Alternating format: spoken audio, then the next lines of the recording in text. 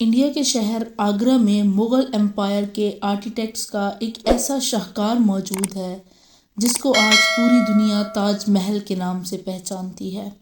42 ایکڑ پر پھیلا یہ خوبصورت محل جہاں اپنے اندر خوبصورتی کے باغیچے سجائے ہوئے ہیں، وہیں اس کے اوپر غم اور اداسی کے کئی بادل ابھی تک منڈلا رہے ہیں۔ تقریباً 400 سال پہلے بنائی جانے والی یہ خوبصورت عمارت، جہاں اپنے دور کی سب سے خوبصورت، شاندار اور بڑی عمارت تھی، وہیں پر اس کو دنیا کا 7واں عجوبہ بھی مانا جاتا ہے۔ اس عالی شان سٹرکچر کو بنانے میں 20,000 مزدوروں نے دن رات محنت کی، کام کیا، اور یہ محنت صرف ایک دن کی نہیں بلکہ 22 سالوں تک کرتے رہے۔ اگر آج کے دور میں تاج محل کی قیمت کا اندازہ لگایا جائے تو سنگ مرمر کا بنا یہ برصغیر کا مقبرہ $1 بلین یعنی 7,000 کروڑ روپے سے بھی زیادہ کا ہے، کیونکہ یہ محل جس محنت سے اس دور میں آرکیٹیکٹس نے بنایا تھا وہ بہت انمول ہے۔ آج دن تک ایسا نفیس اور صاف کام دیکھنے کو نہیں ملا۔ اس عمارت کو ایسے ڈیزائن کیا گیا کہ جب مین گیٹ کے پیچھے سے دیکھا جاتا ہے تو یہ کافی بڑی لگتی ہے، لیکن جیسے ہی مین گیٹ کی طرف بڑھا جاتا ہے تو یہ عمارت دیکھنے میں چھوٹی لگتی ہے۔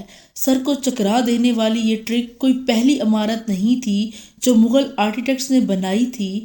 اس کے 4 میناروں کو سیدھا کھڑا نہیں کیا گیا تھا، یہ مینار باہر کی طرف جھکے ہوئے ہیں۔ اگر ان کو سیدھا بنایا جاتا تو یہ اندر کی طرف جھکے ہوئے لگتے، جیسا کہ اس مسجد میں آپ دیکھ سکتے ہیں۔ ان میناروں کو باہر کی طرف جھکانے کا ایک اور ریزن بھی تھا، اور وہ یہ کہ اگر کبھی خطرناک زلزلے آئیں اور یہ مینار گرے تو یہ باہر کی طرف گرے اور تاج محل کے اوپر آنچ بھی نہ آئے۔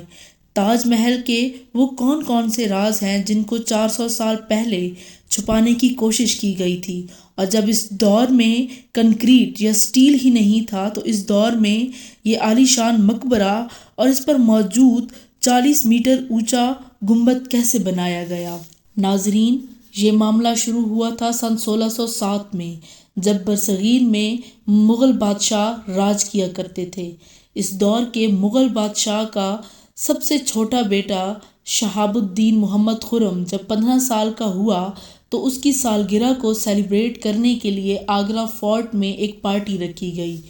خرم بادشاہ کو بہت عزیز تھا اور وہ اپنے اس بیٹے کو ہر سالگرہ پر ہیرے اور جواہرات سے تولتا تھا، یعنی جتنا وزن شہزادہ خرم کا ہوتا تھا اتنا ہی خزانہ اس کے نام کر دیا جاتا تھا۔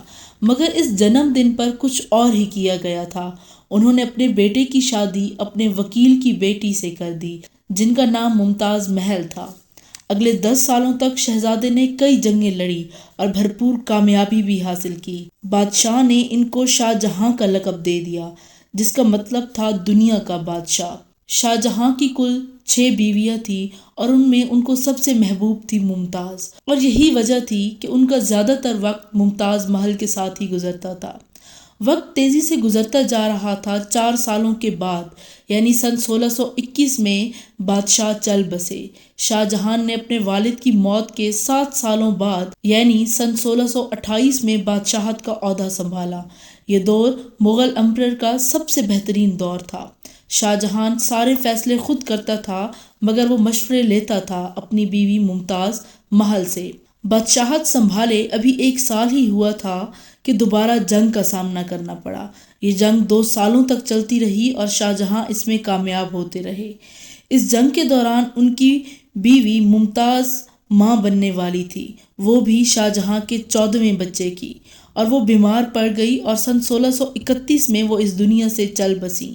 مرنے سے پہلے انہوں نے خواہش کی تھی کہ ان کی قبر دنیا کے سب سے خوبصورت مقبرے میں بنائی جائے، اور اس خواہش کو پورا کرنے کے لیے شاہ جہاں نے اپنی دولت اور وقت وقف کر دیا۔ ممتاز کے انتقال کے بعد شاہ جہاں کافی عرصے تک غم میں ڈوبے رہے۔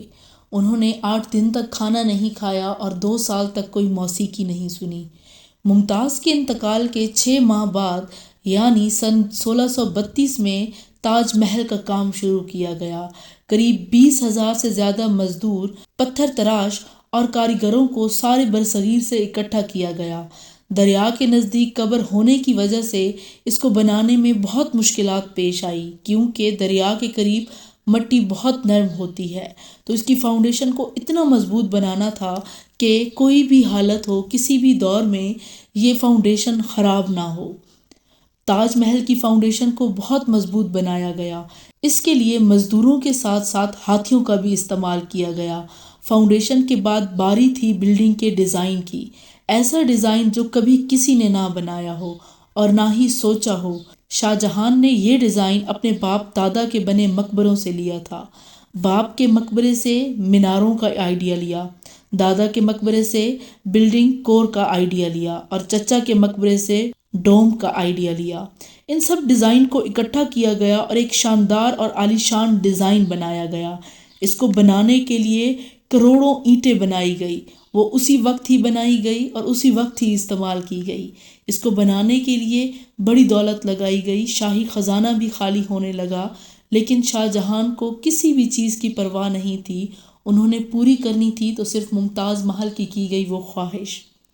کئی سالوں کی محنت کے بعد بلڈنگ کا سٹرکچر مکمل ہو گیا۔ اب باری تھی سنگ مرمر سے سجانے کی۔ یہ سنگ مرمر آگرہ سے 400 کلومیٹر دور راجستھان سے منگایا گیا تھا، اور جب تک تاج محل مکمل نہ ہو جاتا، شاہ جہان نے راجستھان کے ماربل کو کہیں اور جانے نہ دیا۔ یہ ماربل 1000 ہاتھیوں کی مدد سے آگرہ لایا گیا۔ اس ماربل کو قیمتی پتھروں سے مزید سجایا گیا۔ آپ حیران ہو جائیں گے یہ سن کر کہ تاج محل دن میں 4 مرتبہ اپنے رنگ بدلتا ہے۔ سورج نکلنے سے پہلے یہ بالکل کالا نظر آتا ہے، سورج نکلنے کے بعد یہ ہلکا پیلا نظر آتا ہے اور ہلکا گلابی لگتا ہے۔ دوپہر کے وقت سورج کی روشنی میں یہ بالکل سفید ہو جاتا ہے، اور سورج غروب ہونے کے وقت اس کا رنگ گولڈن ہو جاتا ہے۔ پورے 22 سالوں کی انتھک محنت کے بعد 1659 میں تاج محل کا کام مکمل ہوا، اور شاہ جہان نے اس کو نام دیا اپنی بیوی ممتاز محل کے نام سے، تاج محل۔ یہ تاج محل اس دور کے آرکیٹیکٹس کا بہت بڑا شاہکار تھا، اور یہی وجہ ہے کہ اس کو دنیا کا 7واں عجوبہ بھی مانا جاتا ہے۔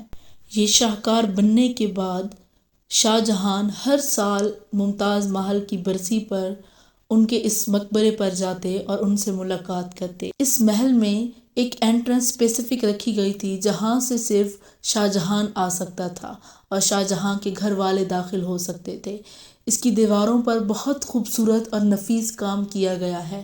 یہ کام آج کے دور میں دیکھنے کو نہیں ملتا۔